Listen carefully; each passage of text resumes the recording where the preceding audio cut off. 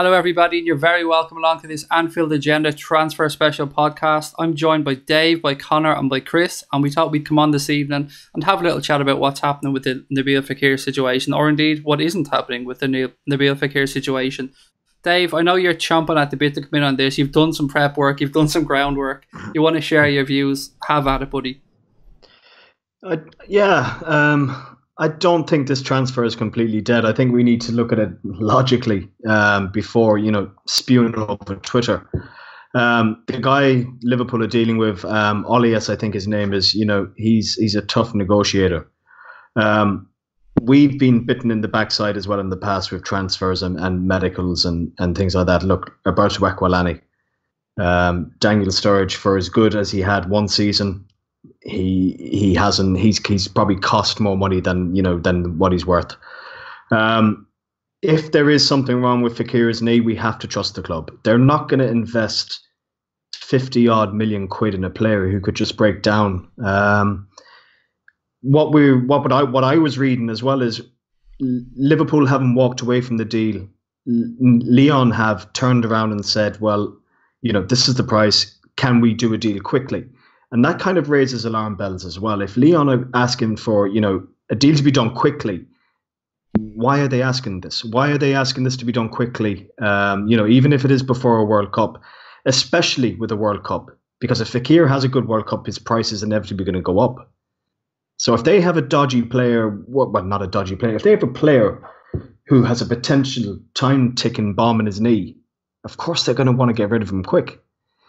I think Liverpool's silence as well speaks absolute volumes. Lyon have been the mouthpieces here. They're coming up with lots of nonsense over social media. Not a word from Liverpool, and I hope it stays like that as well. And I hope the club keeps silent, keeps the cards close to their chest, and let Lyon do all the singing they want, because that's going to piss Fekir off as well to no end. That's a very good point. And Chris, if we're to replay the last 24 hours from a Liverpool fan's perspective, we had Fekir Friday, hashtags made yesterday. Everybody was sitting around.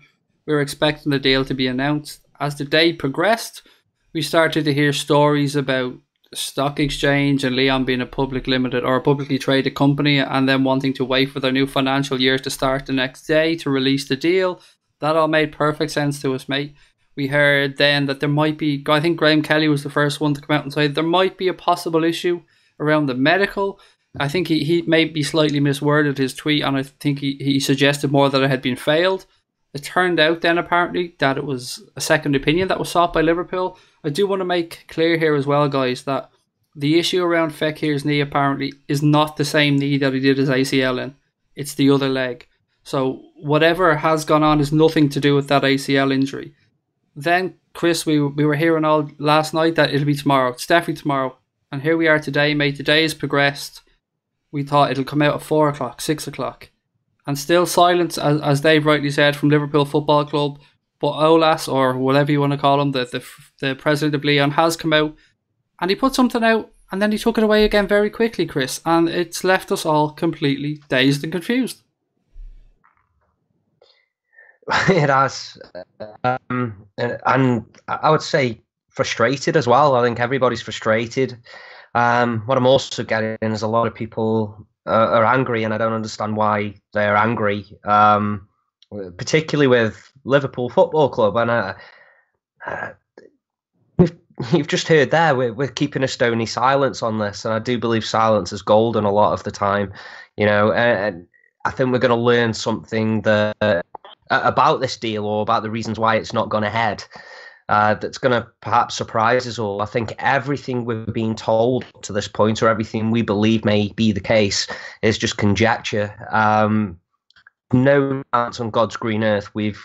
Just look at it chronologically. Yeah, you kind of did that yourself, but from the off, we wanted a player. He's our first choice for that position, so we inquire about him. We get an half-assed response from Olos over at Lyon. And eventually we go, right, let's just go in there and make this bid. We go in and make a bid. There might be some negotiation, we don't know, but a fee is agreed. They agreed a fee for this player. We were happy to pay that amount. It then moved on. We have negotiate with a player on personal terms. We agree personal terms. It then goes to the point where there's a medical. Yes, the medical had an issue. That apparently we got around that. From what I heard, a second opinion was sought, and we were told it's okay. You know, it's not too much of a problem. I mean, that's only from what we've heard. It might not 100% be true. But moving on from that, we had the player in the studios at LFC TV doing an interview, having photos taken in the strip. That's pretty far down the line on any transfer. I mean, you can more or less there put your mortgage on a player being your player at that point. So whatever has transpired from that point on, I can't honestly see where Liverpool Football Club will have been at fault in any of it. Whether or not we annoyed Leon by possibly asking to renegotiate terms because of whatever this possible problem with his knee is, I don't know. And if that's annoyed them and they've walked away, fine. But what they perhaps should have done is sat down and negotiated further. It's all happened very, very quickly. Leon have gone public in quite an embarrassing way. And I don't believe this embarrasses us. I don't feel embarrassed by this as a Liverpool fan. The spouting forth on social media like school children whilst we're keeping our counsel. And I at this point believe Liverpool should perhaps actually walk away from this deal. As much as I want the player, I think he's top class, but I don't think we should be anywhere near such a clown act that Leon are at the moment. I really don't. And at any point in that you think Liverpool have done anything wrong, and I think there's something wrong with you. I honestly don't know what on earth we could have done more other than agree a fee, agree personal terms, get the player over for a medical, and do a photo shoot with him. We can't really do a lot more to get a player in, can we? I just jump in there, Chris. I'm just looking here, and Christian Walsh of the Echo has said that his understanding is that the suggestions Liverpool attempted or offered to renegotiate a deal of any kind for Nabil Fekir are simply not true. Well, that's it. And I saw something on Twitter earlier. I can't remember the name of the journalist. I know you don't like that, Craig. I'm sorry, but I can't remember. It's only from a point of view of crediting people. I like to credit people if we're nicking their ideas. Oh, I know. But he was a journalist. I just can't remember which one it was. There's been so many from so many today. And he suggested that Liverpool walked away on Friday after Leon tried to negotiate more money out of the deal. So how many different scenarios have we got here? 3, 4, 5? And I think until the club come out with an official response, and I think that's why they're quiet now. I think they're going to collate all of the information, get their story straight, and let us have it, both barrels, what's gone on and why that player isn't reporting for pre-season duty after the World Cup. I think it's a fair point. Connor, you haven't had your say in this yet, buddy, and we've touched on the clubs, but we have to think about the player as well in this. And Nabil Fekir would have wanted this move sorted out. If Leon are to blame, or if it's Olas that is holding up the deal, I can imagine that he would have instructed his agents to tear him a new one.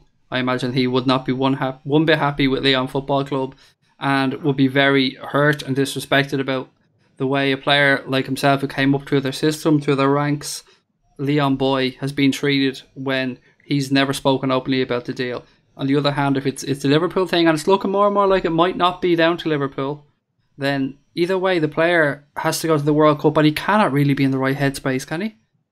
He really can't. No, it's a truly bizarre situation, really, isn't it? No one really knows what's happening, but you'd have to think now, if Leon are holding out to try to get more after the World Cup, I don't think it's going to work, because one, Fekir doesn't even start for France, and two, like you said, his mental state now must be all over the place. Like, what must he be thinking?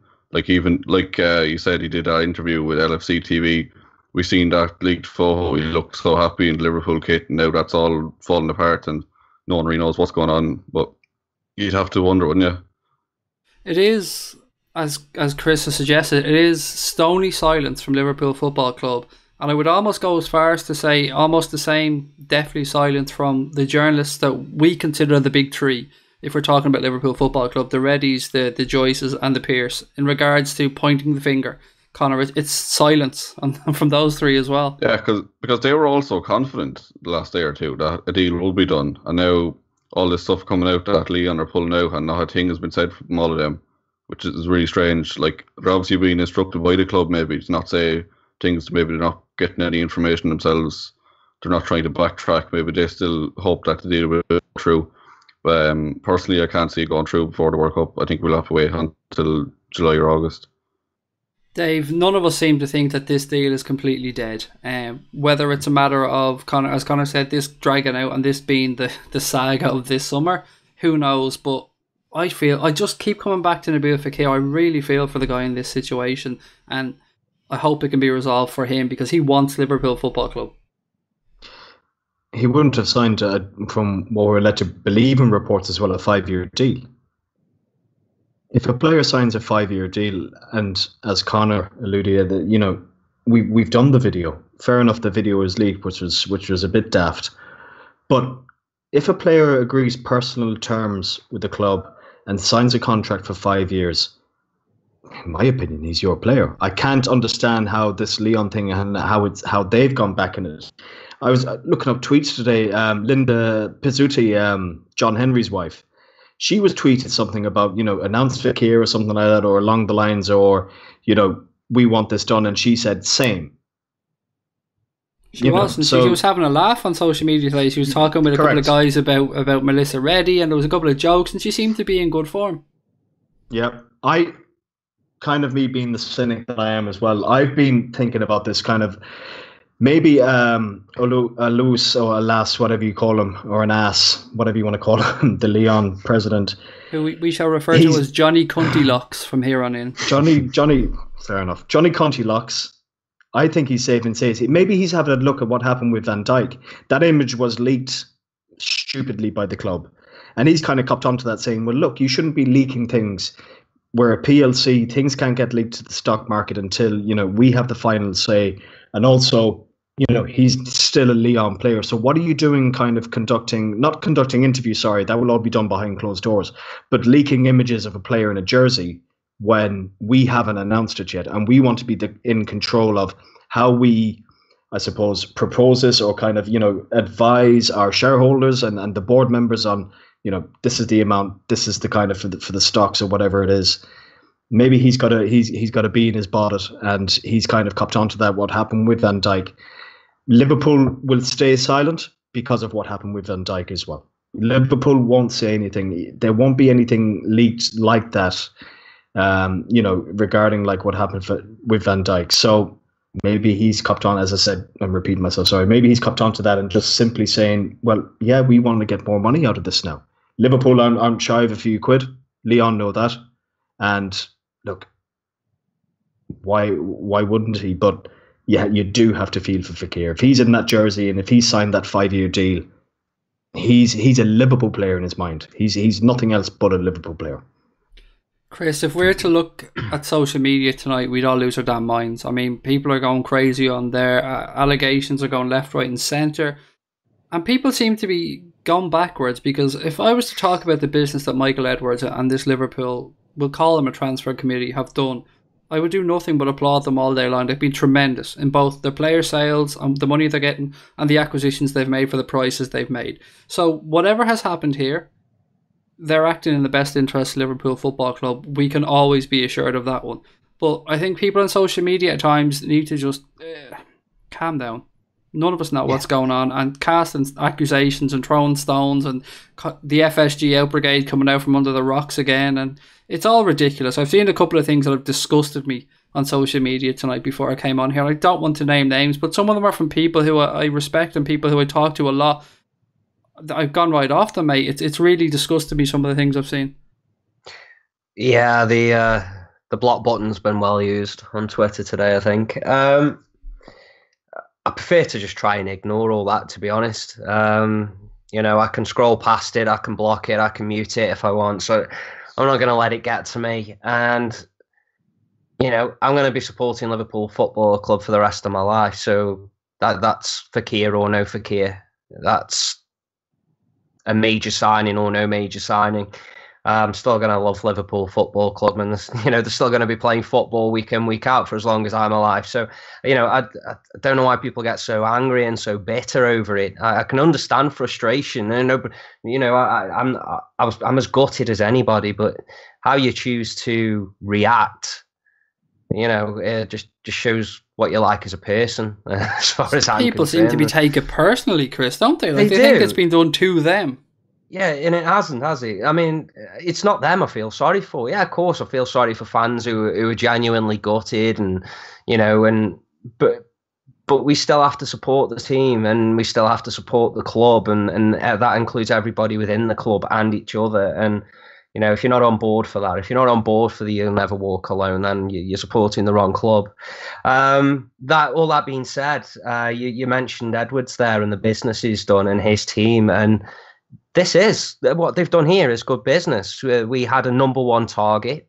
They went in very, very early in the window, negotiated a fee, and had that fee agreed with, how Dave put it, a very tough negotiator and Alos. And I don't know how you pronounce it. I just keep hearing get called that. It's Johnny Cuntylocks. Oh, Johnny Cuntylocks, yeah. They got that done. The U-turn that. If the U-turn is from Lyon, that's not the club's fault. And I'll just go back to something Dave just said there. If a contract has been signed for personal terms, a 5-year contract, surely that comes after an actual official agreement on the fee. I don't know exactly. I don't exactly know how it works, but I'm assuming that's a transfer. So whatever Lyon have done here, maybe Liverpool's stony silence that we're talking about is simply because there might be a legal issue here. We don't know. So these are all things we do not know. And that's I know it sounds drastic, but that is a possibility, isn't it? So this silence is perhaps the most important and most telling thing in this. Perhaps we're not and I have said that I think we should just leave it now and not bother with Lyon, stay as far away from them as we can. But the fact of the matter is, this is a player we want. This is a player who wants to move to Liverpool. All of the legwork has been done on it, and it's not really fair on Fekir. This isn't. He is the one I feel sorry for in all of this. Maybe we've got a duty to see this through to its bitter end, and God knows where that's going to take us throughout this summer. And in line with many major transfers in the world, big players going from big club to big club for huge fees, they're always protracted transfer sagas. They're never quick and simple. I think this is perhaps going to be one of the worst. So I think we need to just kind of hold on to our seats and try to enjoy what's going to be a bumpy ride, really. Connor, I suppose we should start looking at what's next. I won't say what the fallout from this is, but there's another little interesting piece of Liverpool transfer news doing the rounds today, and I feel it's only right we touch on this before we push on, and that's, of course, is Sheridan Shaqiri. We've seen an interview with him, and some questions are put to him about Liverpool Football Club. And he basically batted them away by saying he couldn't talk about it. He's concentrating on the national team. All the right things that you'd expect a professional footballer to say. But you're seeing people on social media, again, I keep harping back to social media, losing their damn minds thinking that Shaqiri is a replacement for Fekir. And we have to say categorically that is not the case, and that was never the case. There'd been an interest there in Sheridan Shaqiri prior to any of this deal falling apart. Yeah, exactly. A lot of people are panicking over that. I just seen our good mate Indy Kyle was tweeting just before we came on that he said the deal is imminent. So whether that's true or not, I don't know. I see there's a lot of rumours floating around. But yeah, like you said, I don't think Fekir and Shaqiri were never linked. It was never one or the other. It was always we wanted both. We wanted Shaqiri as backup for that front three, just another option off the bench. Whether he's the right option or not, I don't know. But if Klopp wants him, then I trust his judgments. I think the thing, Connor, that appeals to most of us, and the thing we're all justifying in our head, is £12 million for a 25, 26-year-old of his potential quality is very cheap. Yeah, exactly. Like, we've seen what he can do. Like, a lot of people were concerned over his work rate, which is the main issue. No one doubted really his quality on the ball or anything that way. But like, he's very hit and miss, and he does tend to run a lot less than the average Liverpool player does. So that will be a concern. So he'd have to lose a few pounds and get fit for over the summer, get ready for next season if he is coming in. No better buckle to make a fella lose a few pounds than Mr. Jurgen Norbert Klopp, though, Connor. He'll certainly, if he gets a full pre-season with him, he won't have to worry about being 5 kilograms overweight come the start of the season. That's exactly it, yeah. Dave, if we look at, I don't want to say put aside the Fekir transfer, but we have to because we're talking about Shaqiri now. If we look at that and we assume that maybe that'll get done, because that should be a pretty easy deal to wrap up from all sides. You have to see there's a fee there, we pay it, we get him done. What would you like to see Liverpool do next, mate? Where do you want to see us go? Goalkeeper. Goalkeeper is number one priority. Like I back Karius after the Champions League final and what's coming out with the concussion and all that, but Loris Karius is not a world class keeper. And I've said it to you. I've said it to people for Jesus Christ for donkey's years. World class forwards win you games. World class goalkeepers win you titles, they win you trophies. End of story. You build your goalkeeper from the back, as you know, you're a goalkeeper, but if you have a goalkeeper, a world-class goalkeeper, it brings your defence line up 10, 15%. They're confident. They don't have to be looking over their shoulder where the goalkeeper is. And if you can get that right, as I said, and it just starts and it transitions then from the front, or from the back, to the front. But, you know, I know you had a pod again regarding Alisson and Allback. There were some great points. I was 100% Allback. And then Chris mentioned kind of, you know, Alisson's distribution and all that. But kind of looking at it, you know, Liverpool have the money. If Liverpool want to win a Premier League, if they want to win a European Cup, they have to sign a world-class goalkeeper. Because that's going to make Van Dijk, you know, that 10% better. If Van Dijk is 10% better, Christ above, that's going to be a machine. I think the problem, though, with the goalkeeper situation and the Oblak and Alisson thing in particular is that Liverpool are going to Atletico Madrid, and again, there's a bio clause there, so there's not much negotiating. And then they're going to Roma, and Roma are quoting them, I think, 78, 80 million pound. And I think Liverpool's point of view on this, and I think it's a fair stance, is that they're not willing to pay twice the current world record for a goalkeeper. To bring in a goalkeeper, if we look at Alisson, who's had one established year in Serie A. Yeah, no, this is why I'm kind of all black camp as well. How old is he? 26, 25? They're both in around 25, 26. 26. Okay. 26, yeah? Okay. So we look at goalkeepers. A good goalkeeper can last what we sing with, let's say, Van der Sar, Shilton, who have you, up until their 40s. If you sign Allback for £89 million, you're talking £9 million a year on a transfer for a goalkeeper that could potentially win you titles, you know. I think Buffon's probably a great example of that. There you go. Buffon, Casillas as well, you know. These guys, you know, if they good goalkeepers, because let's be honest, it's not the most, you know, they're not running up and down the pitch all game. You know, this is why kind of the Allback thing, I think his release clause is £89 million. He's on a small wage in comparison to what some goalkeepers are in the Premier League. I don't think it's 25 grand. I do think it's a lot more than that. It's maybe double than that. But, you know, if we're paying him, let's say 150 grand a year at an £89 million transfer, as I said, that transfer fee works out at £9 million a year and you're going to get 10 years out of him. It's a no-brainer. Chris, just to come back, because I do like to talk to you about these things, mate, because you're the most level-headed of us all. Just to come back to things being done in the best interest of Liverpool Football Club here, I don't think we can fault Michael Edwards and the group. I keep coming back to it, I know, but they are protecting, like, I mean, they're going to go and shell out 60 million quid on an asset. You better be damn sure that asset is bulletproof and you're going to get your return for your 60 million quid, because one thing we cannot afford to have is another Daniel Sturridge situation, possibly Joel Matip situation, although for a lot less money. We can't afford an Aquilani, as Dave pointed out earlier on.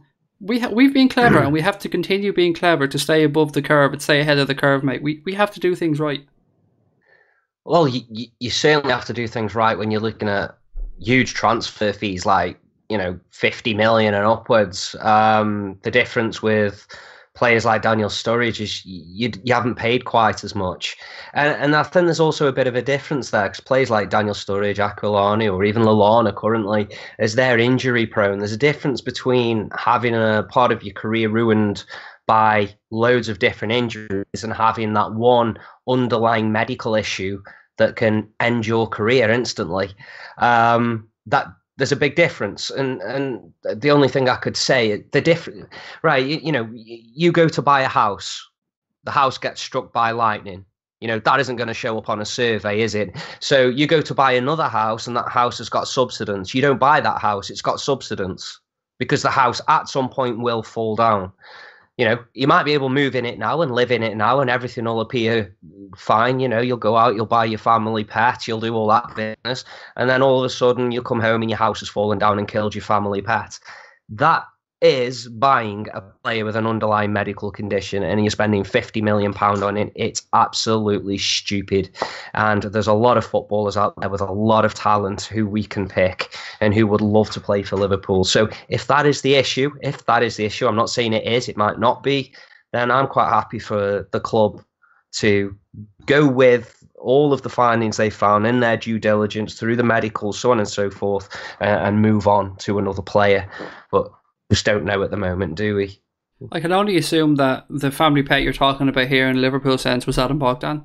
I mean, that's what immediately came into my head when we're talking about a crushed family pet here who, but it's a great analogy, Chris, and I've seen a lot of them made on social media. We've seen cars, houses, lots of different things come up. But just to finish up on this, gents, I want to go around you all and just ask you a very simple question. I'll start with you, Connor.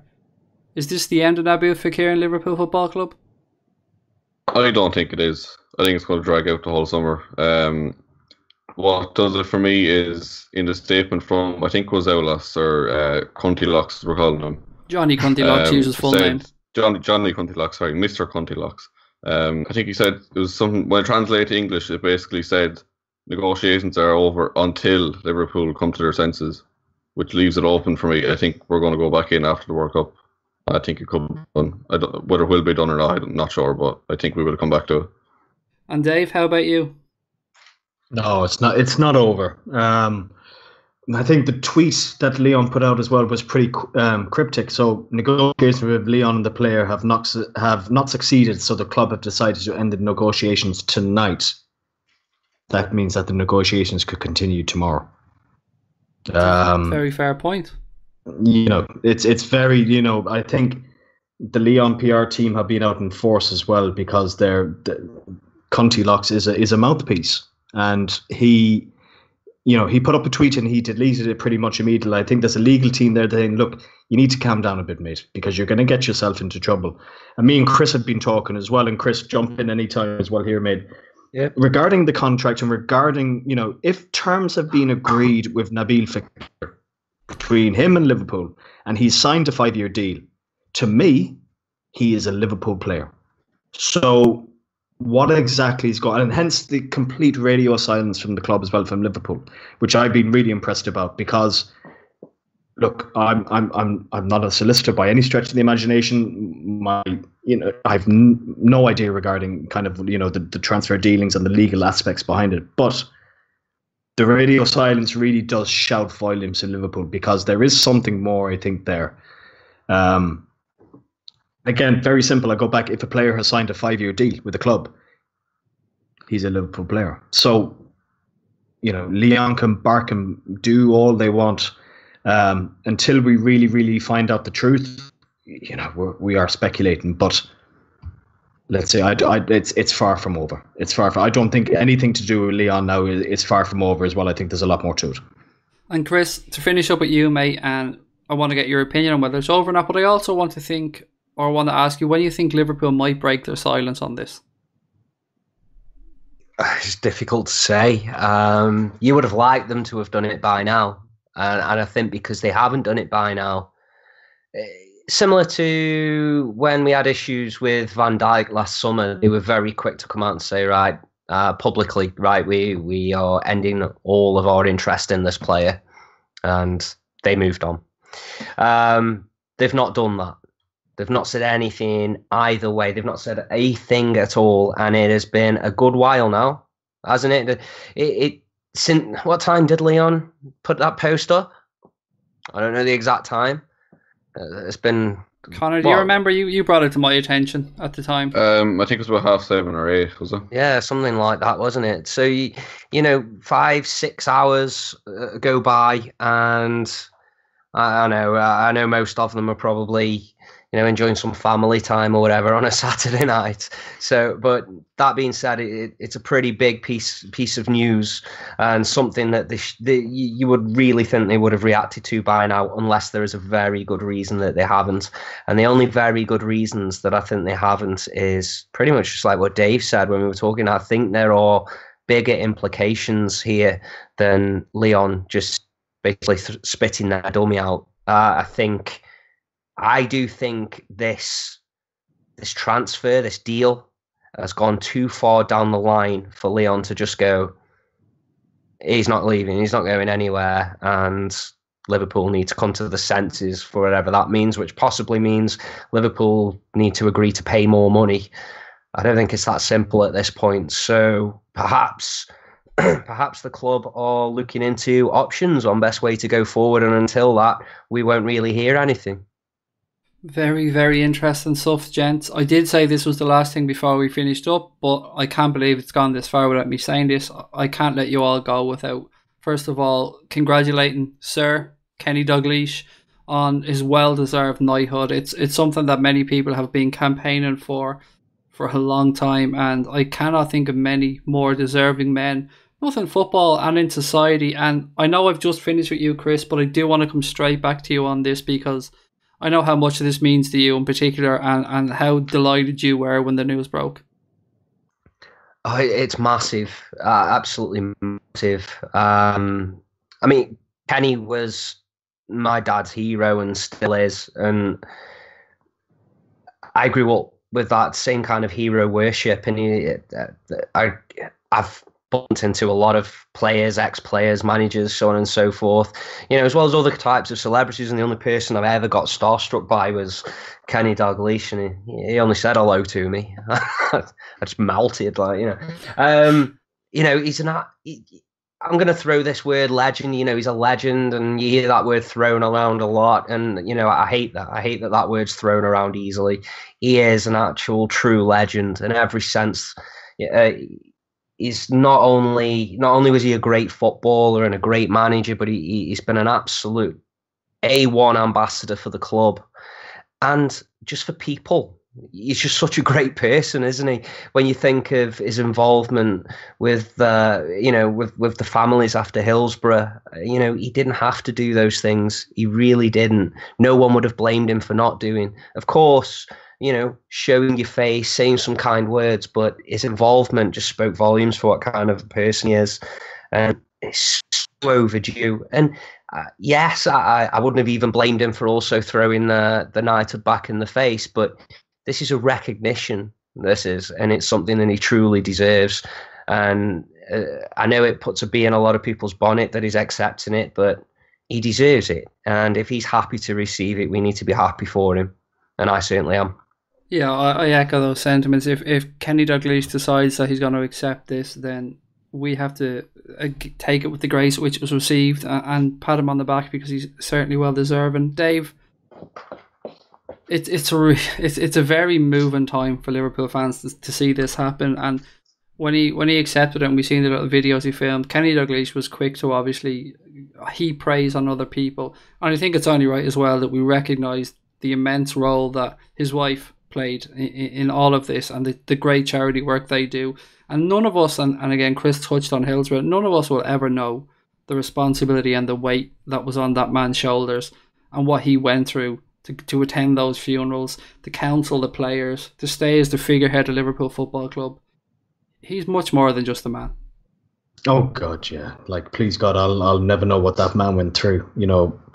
Hillsborough, I was 8 years old, but I remember it, but it didn't really affect me, if I'm honest with you. What that man went through to kind of not only, as you said, counsel, but defend people as well, you know what I mean, and kind of fight for what was right. We mentioned it last night in the group. For me, it's 25, 26 years too late. And again, what Chris said, just to mirror that, I wouldn't have been upset if he threw it back in their face. But this is for Kenny. Kenny deserves this, and if Kenny's happy, you have to be happy with him. You know, and also for his family as well. His family went through a lot. Marina's done a hell of a lot of work in hospitals and you know with cancer fundraising. A remarkable family. And as you said as well, the first thing he does, the very, very first thing he does is bat it to someone else. This is not just for me. This is for everyone. This is for, you know, if it wasn't for Bob Paisley or Jock Steen or, you know, I wouldn't be here today. He's a very, very, very humble man who's, you know, he'll always be the king. You know, this is the knighthood is a demotion in our opinion, to the Reds and to Celtic fans as well, not to forget them. He'll always be King Kenny. And, you know, even if it didn't happen or it did happen, great. But, you know, you seen the video last night when they were, I think it was just outside Southport having a meal, and how happy he was, and, you know, with his family, and Kenny smiling, you know, that kind of thing. You'd walk a million miles for that smile.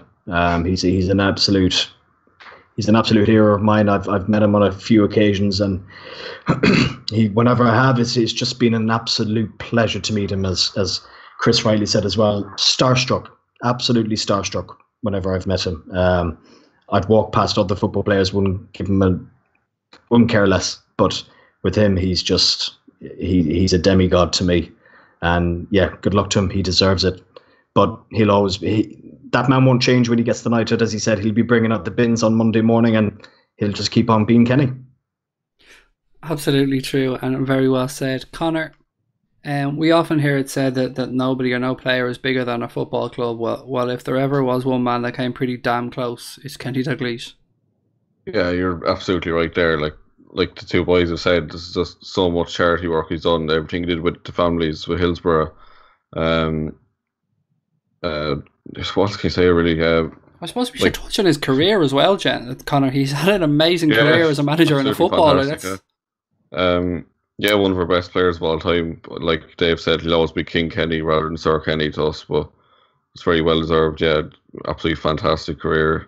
Rightly got the stand named after him, so his legacy will live on. And yeah, like you said, I think if there is anyone going to be bigger than Liverpool Football Club, it will be King Kenny.